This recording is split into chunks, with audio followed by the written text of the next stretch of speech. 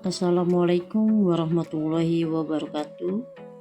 Perkenalkan, nama saya Irma Rahmawati SPD, calon guru penggerak Angkatan 8 SMA Negeri 23 Jakarta.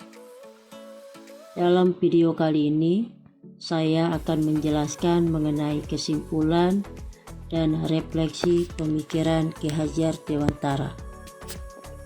Bagi Ki Hajar Dewantara, tujuan proses pendidikan adalah menuntun segala kekuatan kodrat yang ada pada anak-anak itu, agar mereka sebagai manusia dan anggota masyarakat dapat mencapai keselamatan dan kebahagiaan yang setinggi-tingginya. Pendidikan yang menuntun. Guru sebagai pendidik hanya dapat menuntun tumbuh atau hidupnya kekuatan kodrat yang ada pada anak-anak agar memperbaiki lakunya yang ada dalam diri anak-anak.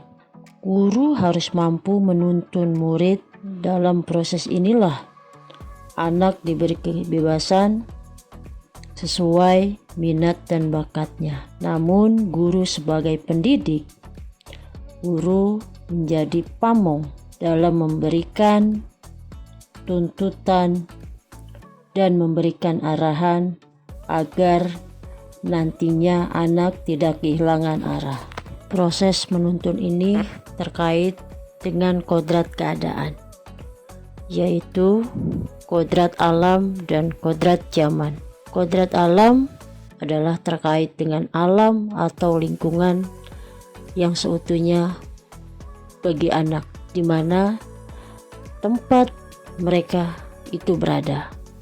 Sementara kodrat zaman, walaupun alamnya sama, tapi tidak pernah sama dari waktu ke waktu. Dan ini menjadi tantangan besar bagi anak-anak, terutama di abad 21 ini.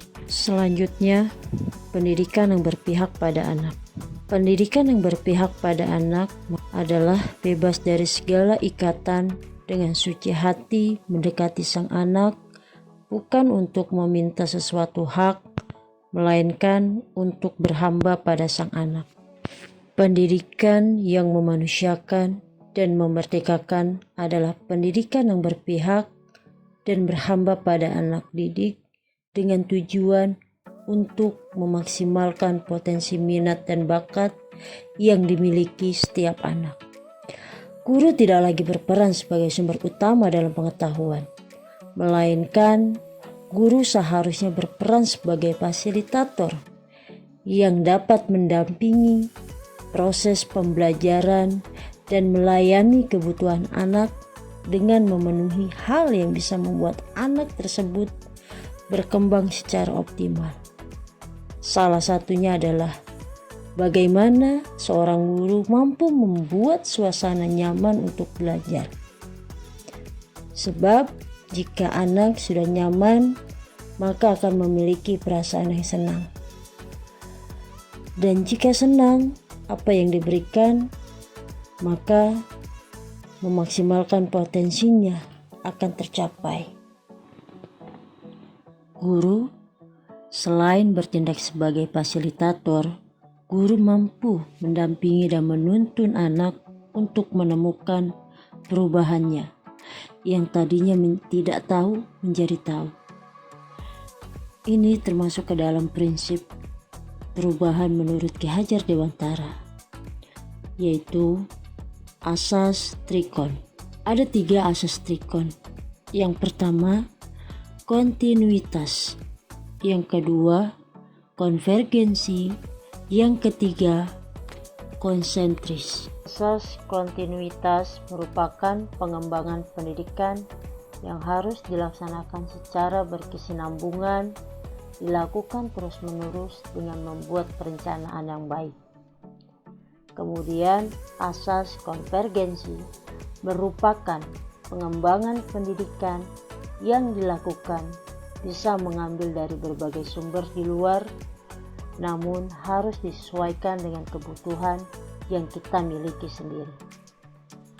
Selanjutnya, asas konsentris merupakan Pendidikan yang dilakukan tidak lepas dari kepribadian bangsa kita sendiri, karena tujuan utama pendidikan kita adalah menuntun tumbuh kembang anak setinggi-tingginya sesuai dengan karakter budayanya sendiri.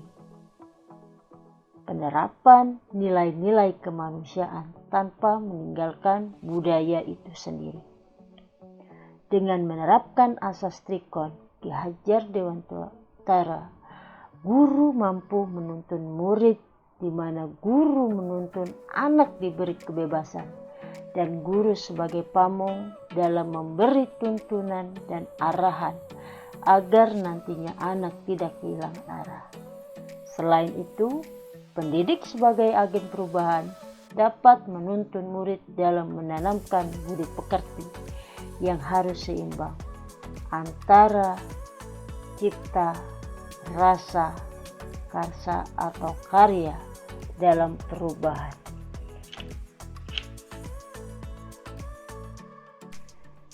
Dan peran guru sebagai agen perubahan juga tidak terlepas dari slogan Ing Ngarso Sung Tulodo, Ing Madya Mangun Karso, dan Tuturi Handayan.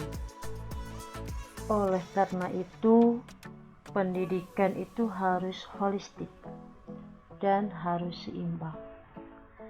Dengan kata lain, jika kita melakukan pendidikan seimbang, tumbuh kembang anak secara holistik, ini akan menghadirkan banyak insan yang penuh kebijaksanaan.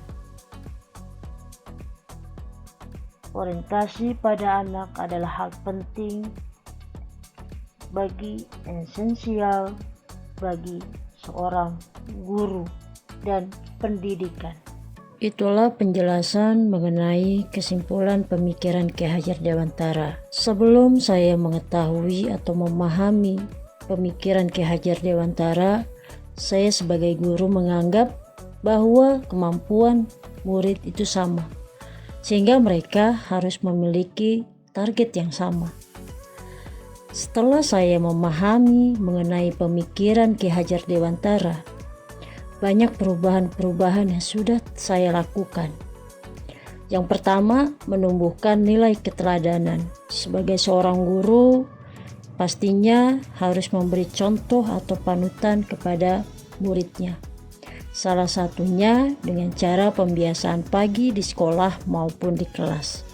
Yang kedua, mengeksplorasi kemampuan peserta didik sesuai kodratnya dan sesuai kebutuhan, minat, dan bakatnya.